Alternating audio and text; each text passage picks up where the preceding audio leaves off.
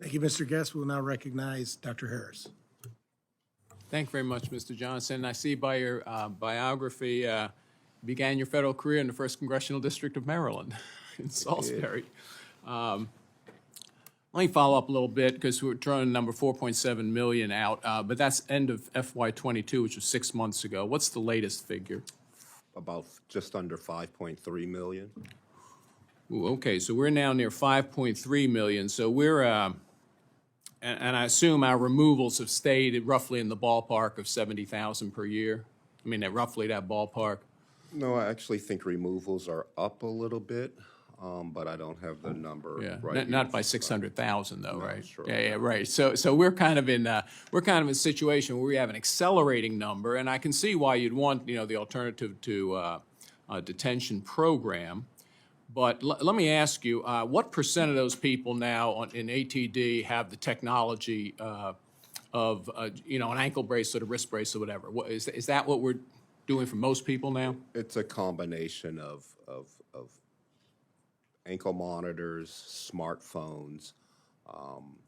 I would say that at least 50% are on some kind of technology, and that could be an ankle monitor, it could be a smartphone, or it could be a watch. So 50% don't have that. They're just released into the interior. No, 50% are on some other lower form of A lower form. yeah, Okay. telephonic reporting or something along those lines. And of those, of that non-detained docket of now 5.3 million, what percent don't check in or have cut off the ankle bracelet or whatever? They're just not complying. So let me clarify. The 4.7 million or 5.2 million or 3 million, only about 200,000 of those, and I think that number, it's around 200,000 are actually on ATD. So of the, so just a very small subset of the total number of people on the non-detained docket are receiving enhanced monitoring that's allowed on the ATD program. So I guess I don't understand. If we have 600,000 more people on the docket in the last 6 months, but only 200,000 total have this, who doesn't get it? I mean, a large percent of people don't get it, right?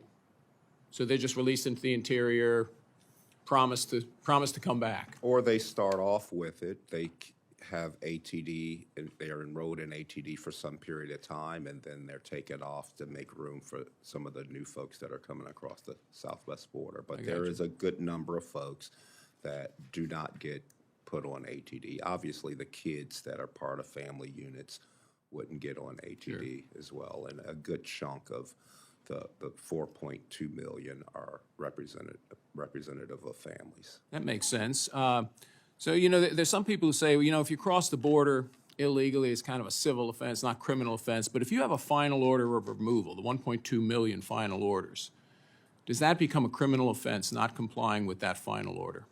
It's not a criminal offense today. So it's also it's only a civil offense, Right. non-compliance. And the punishment being negligible, I guess, because there are 1.2 million people doing it. Or removal. I mean, that's part of the issue is just you have to figure out a way to incentivize people to comply with their removal order, and until something like that's done. Now, look, we get a good number of people, albeit small, that do comply with their removal order on a non-detained docket, but it is extremely staff intensive, takes a lot of hand-holding, but we 30, 40 a month, which is certainly not as high as many would like, but it's better than zero. Sure. And, you've got to be frustrated because, the title of your agency has the word enforcement in it, but you really don't have the resources to enforce the law, do you? With regards to removals. No, you clearly don't have the resources. We certainly are under-resourced. With that. Just a ballpark. If you said, and I was going to ask you, what's the average cost of a removal? I don't know if you know the figure. What does it cost your agency, on average, to remove someone?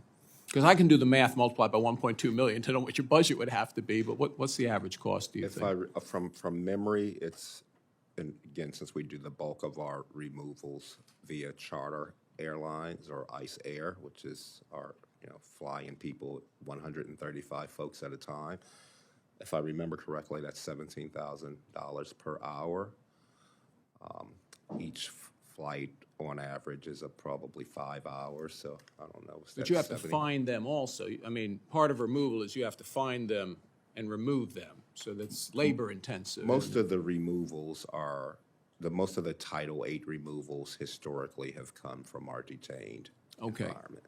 Okay, I understand. Well, thank you very much. I yield back.